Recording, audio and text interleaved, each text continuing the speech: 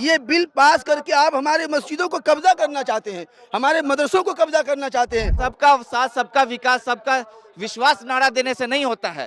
आपको विश्वास में लेना पड़ेगा।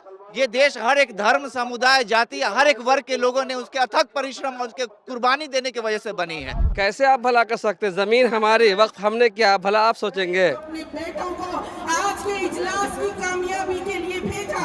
यहाँ से हम ये आवाज देंगे। दामन में छुपाए बैठे हो, शीशों का मसीहा कोई नहीं, क्यों आस लगाए बैठे हो?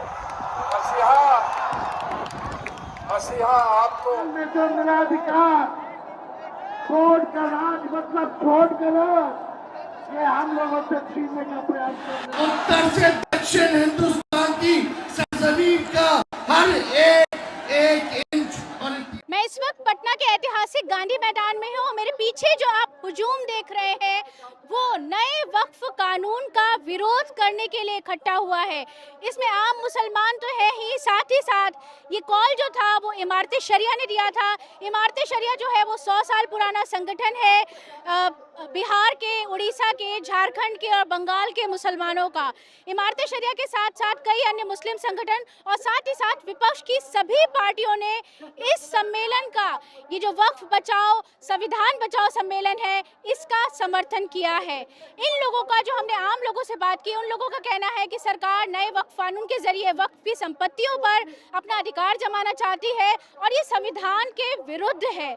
लेकिन सरकार का कहना है कि इस कानून के जरिए वो वक्फ की संपत्ति का बेहतर प्रबंधन करेगी। साथ ही साथ सरकार का ये भी कहना है कि वक्फ में अब तक पासमानदा और महिलाओं की जो उपस्थिति या उनका रिप्रेजेंटेशन जो था वो नगण्य था, उसको दरअसल ये बढ़ाने की कवायद है। वक्फ में जो हमारे हैं उसमें कैसे हम मान सकते हैं कि हमारा जो फ्रीडम है उसमें कोई और आए?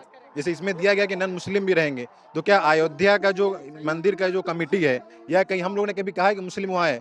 ये तो यही है ना कि माइनॉरिटीज को हमें दबाया जा रहा है। माइनॉरिटीज इसलिए हमारे अंदर कुछ भी कोई कर दे। वक्फ बचाओ दस्तूर बचाओ जो कॉन्फ्रेंस हो रहा है, हम इसके जो है सपोर्ट में आए हैं। ये जो काला कानून मोदी जो हमारे ऊपर थोप रहा है, इस काला कानून के विरोध में आए हैं। इसलिए कि ये काला कानून जो है ये मुसलमानों की बर्बादी का कानून है। ये कहता है कि हम मुसलमानों की हमदर्दी की बात करते हैं। अगर आप मुसलमानों की हमदर्दी की बात करते हैं तो आप मुसलमानों से हमदर्दी का जो है कि मतलब सबूत दीजिए। ये बिल पास करके आप हमारे मस्जिदों को कब्जा करना चाहते हैं, हमारे मदरसों को कब्जा करना चाहते हैं, इसलिए कि वक्फ की ज़मीन को ये नाजायज़ तरीके से कब्जा करना चाहता है। पूरे बिहार से आज के इजलास को देख रही है मेरी माँ। आपको ये इस तरीके से हम लोग किसी सरकार के खिलाफ नहीं है, हम लोग किसी दल को नीचा नहीं दिखाना चाहते हैं। हम लोग चाहते हैं कि हक और इंसाफ और इंसानियत की जो आवाज़ और इस मुल्क की जो आइन है और जो संविधान है उसके बचाव के लिए सारे लोग एकजुट हुए हैं। वक्फ कानून जो लागू किया गया है वो जमहूर के ख़िलाफ़ है और इससे जो है वो किसी एक को नुकसान हो सकता है, इसलिए इस कानून को वापस लिया जाए। और जमहूरी मुल्क है, सबको जीने का हक़ है, इसलिए जमहूरी एतबार से सबको जीने का मौका दिया जाए।